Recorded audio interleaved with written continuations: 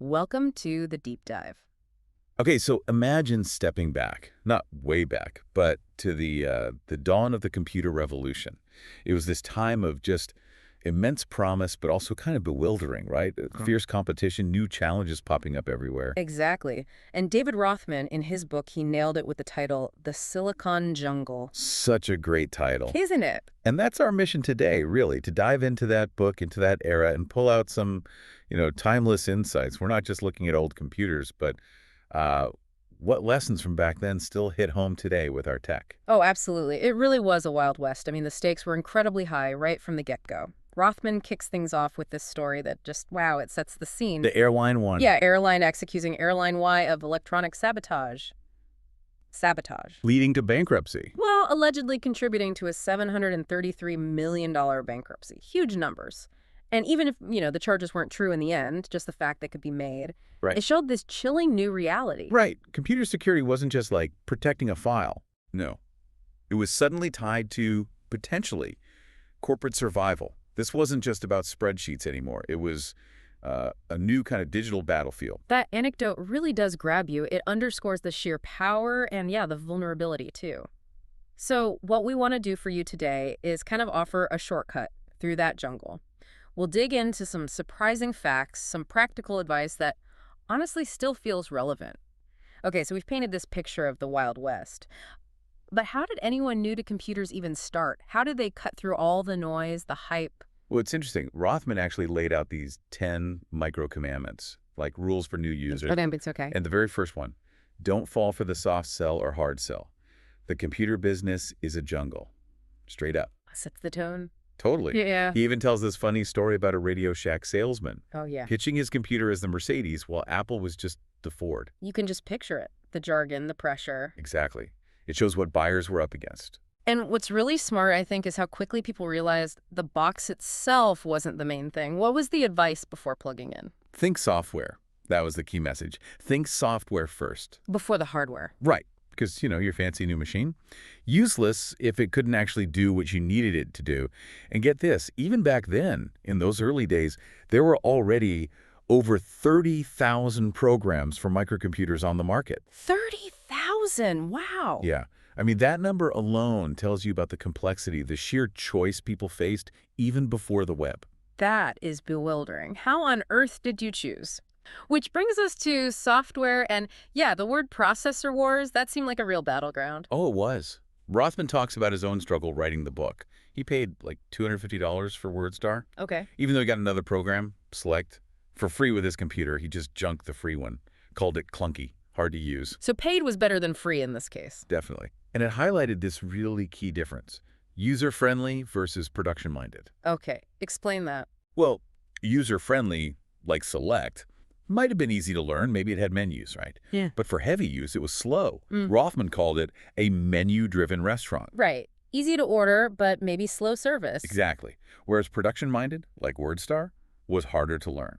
Lots of keyboard commands. But once you knew them, super efficient, like knowing the secret codes, the shortcuts. The power user approach? Precisely. Even ArthurCClarke, the sci-fi legend, he used WordStar. No way. Yeah. Wrote 2010 on it. Transmitted edits via satellite from Sri Lanka. That's incredible. From Sri Lanka, on WordStar. Wild, right? And it shows the power. People who really mastered this stuff saw real results. Yeah, Rothman tells those stories, right? The real estate guy saving his company huge money. $200,000 a year. Yeah. Just by mastering microsoftware. And the construction exec who became company president, partly because he knew the software side. It proves the potential was massive, even with, clunky tech by today's standards. Absolutely. But learning it alone wasn't always the answer. Which leads us to consultants. Ah, yes. The guides through the jungle. Or sometimes the predators. Exactly. They were supposed to help select software, teach you how to use it. Yeah. But yeah, there were definitely pitfalls. The book has some horror stories. A young company wasting $40,000 because of consultant mistakes. 40 grand. Ouch. A sailmaker losing $18,000 on a bad system. A truck rental place paying $30,000 for $15,000 worth of gear with no instructions. Just left high and dry. So how could you possibly vet someone back then? How did Rothman suggest avoiding those nightmares? He had this framework, the who-how questions. Basically, The journalist's toolkit: who, what, why, when, where, how, and crucially, how much. Okay. The big takeaway: competence over credentials. He tells the story about a consultant who'd worked on an aircraft carrier system. Sounds impressive, right? Yeah, very. But totally useless for the client's small business needs. The consultant didn't understand their specific problems. So it wasn't just about knowing tech. No, it was about knowing the client's business. Rothman warns against experts who are brilliant at inventing new problems to fit their prepackaged solutions. That sounds depressingly familiar even today. Right. It's timeless advice. Make sure the solution actually fits your problem. Okay, let's shift gears a bit. From software and consultants to something, well, more physical. The human body meeting the machine. Rothman has this great term, the Hal Syndrome. Yeah, from 2001 and 2010, the computer kind of bullying the user, dictating terms, even causing harm. And a big part of fighting that, even then, was ergonomics. Simple stuff, really. Deceptively simple. Detachable keyboards, screens you could actually see properly, good lighting, chairs you could adjust. He mentions Raquel Welch. Yeah. Apparently, she planned to write a fitness book on her $10,000 computer. 10 grand. But it didn't have a detachable keyboard. Can you imagine the neck ache? Crazy. And they knew back then this stuff mattered for productivity too, right? Oh, yeah. Studies showed operators with bad setups made more mistakes, typed like 25% slower. 25%. And the complaints were widespread. Eye strain, something like 63% in one survey. Back aches, 36%. This wasn't just minor discomfort. And then there were the bigger anxieties, radiation fears. Yeah, VDTs, video display terminals, that was a hot topic. Yeah. Rothman mentions a pregnant journalist wearing a lid apron. Wow. And the story about New York Times editors developing cataracts, possibly linked. He's careful. It says research was ongoing, opinions differed. But the fear was real. And the proven stuff like eye strain, backaches, that was undeniable. Exactly. Which leads to this idea of the whole man-machine system. It wasn't just physical. There was a psychological toll. There was a story about this Cleveland office worker, super fast on the computer, fast as the wind, they said. Okay. But she had no exuberance, felt like crying before starting work. That disconnect between efficiency and well-being, it's powerful. And he also talks about managers hoarding computers, the DeMille syndrome. Yeah, data processing managers keeping all the machines while other departments had underused gear and unhappy staff. It all comes back to the same point, doesn't it? Pretty much. As the book says, forcing the workers to strain their necks, backs, and eyes is hardly the road to higher productivity and profit. Employee well-being isn't fluff, it's core business. Absolutely. And then it gets even more intense with computerized pacing. Monitoring keystrokes, that sounds bleak. It was, and frankly still is, a really controversial area.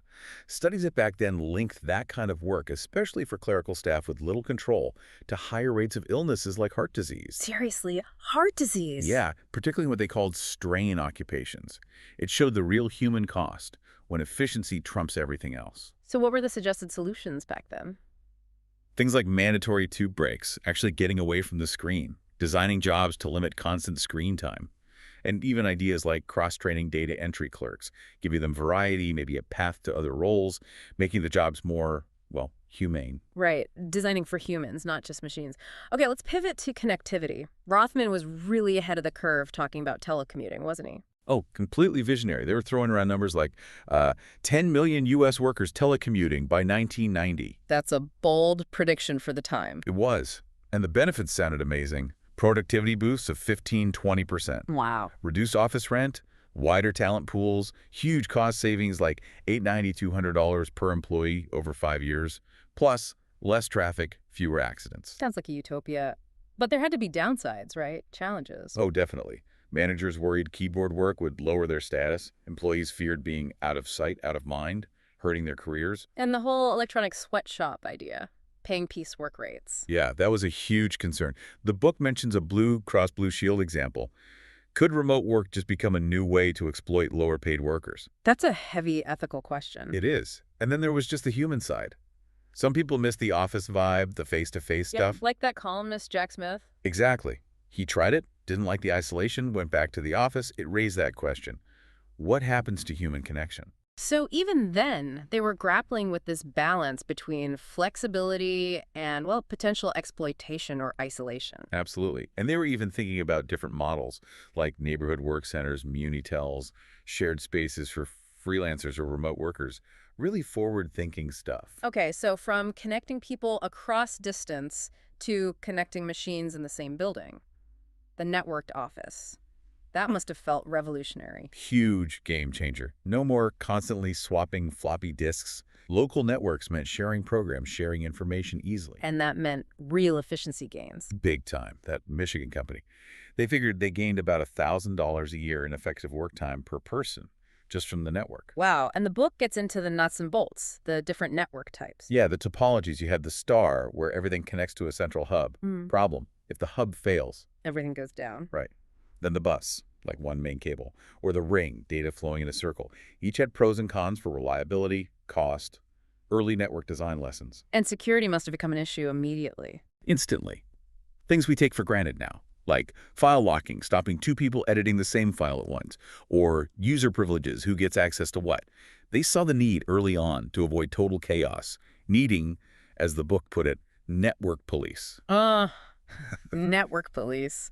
Okay, speaking of chaos, let's talk about the dark side. Jewels that blip. The vulnerability of electronic data. Computer crime. Yeah, and Rothman makes a great point. It wasn't always sophisticated crime. Sometimes it was just life. Spilled coffee on a floppy. The classic. Or that wedding cake maker whose computer just forgot all the orders. Simple mistakes could be devastating. But there were the deliberate crimes, too. The golden oldies, he calls them. Right. And they're fascinating because they often exploited human systems, not just tech flaws.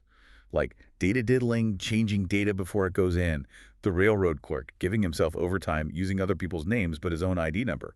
Clever in a way. Sneaky. Or the salami trick, skimming tiny amounts from lots of accounts, rounding down interest and putting the fractions in a secret account. Like in Superman the Third. Exactly. The book mentions a Zwanda account, only caught because of a PR stunt. It shows how small thefts could add up, undetected. What else was in that criminal toolkit? Things like the Trojan horse, hiding bad code in good programs. Trap doors, secret backdoors for access. Logic bombs, code set to explode if something happened, like a programmer getting fired. Yikes. And simple impersonation, like Stanley Mark Rifkin stealing $10.2 million by pretending to be a bank manager over the phone. 10 million, just like that. Incredible, right. It wasn't always high-tech wizardry. Often it was social engineering or exploiting basic process flaws. And this is where hackers and phone freaks come in. People like Wozniak. Yeah, the early digital explorers, sometimes rebels. Wozniak's freakin' phase. Captain Crunch using whistles from cereal boxes for free calls. The stuff of legend. It is. And these tappers, often their motive wasn't pure malice. Some just felt expensive. Computer time shouldn't sit idle. A very different ethical landscape. So given all these threats, what was the security advice back then? Seems like it would be basic. Surprisingly practical, actually, and still relevant. Regular backups daily for floppies. An uninterruptible power supply, especially for hard disks. Physical security, too. Absolutely. Locking up disks, locking up computers. Encryption was emerging. Things like Telnet's phaser, MCI mail, and modem security was key. Dial-back systems, keeping numbers secret, using faster modems to make hacking harder. But it sounds like the human element was just as critical. Maybe more critical. Training, clear policies, and treating employees well. Rothman quotes someone saying, "Don't fire a 30-year man for calculating his golf score." Huh. Why is that? Because a disgruntled employee, especially one who knows the systems, could be your biggest security risk. It's surprisingly insightful. That is insightful, and it loops back to this bigger question the book tackles, trust. In this new electronic world, could you really do business, make deals, without a handshake? A fundamental question. ArthurCClarke actually argued you needed that face-to-face meeting first to look someone in the eye, establish that initial trust. Then telecommunications could maintain it. Exactly. That was his view, apparently echoed by a Russian ambassador. It suggests something essential about human interaction that screens can't fully replace. And the book even notes that computer conferences without body language might lead to more extreme decisions. Yeah, more radical was the word used. Left nuance, maybe. It's fascinating how early they were thinking about the psychological effects of digital communication. Yeah, it really is. What about the future of intelligence itself? They were already thinking about voice control. Oh, yeah. The view-right concept, voice-controlled computers, to reduce typing. Though, importantly, they predicted keyboards would stick around for those who preferred them. And spell check, grammar check, moving towards AI. Exactly. Early ideas about AI understanding context, not just rules. But that led to a really profound ethical question from Jerry Torhurst. Which was? Basically, should software eventually weigh ethics along with the numbers. Whoa. Yeah. Like, should a car company's software calculate safety costs versus potential lawsuit payouts?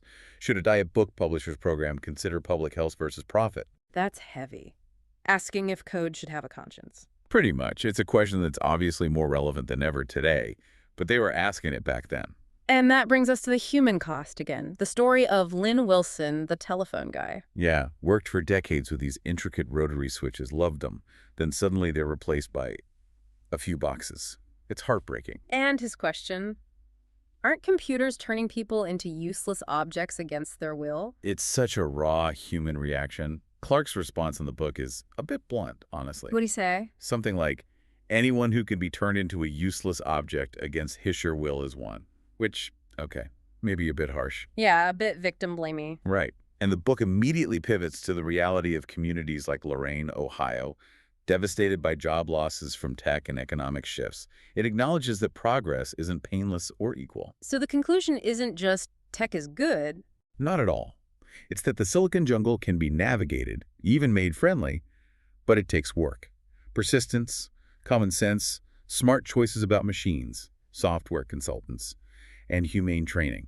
It's about shaping the technology, not just adopting it. A call for conscious choices. Well, that wraps up our deep dive into the silicon jungle. What a journey back, huh? From that early wild tech scene to these deep questions about work, health, connection. It's amazing how much resonates, isn't it? Those core challenges, making smart tech choices, focusing on people, keeping things secure, they haven't really gone away. Yeah. The landscape's changed, but the principles hold. Definitely. So here's something to leave you with.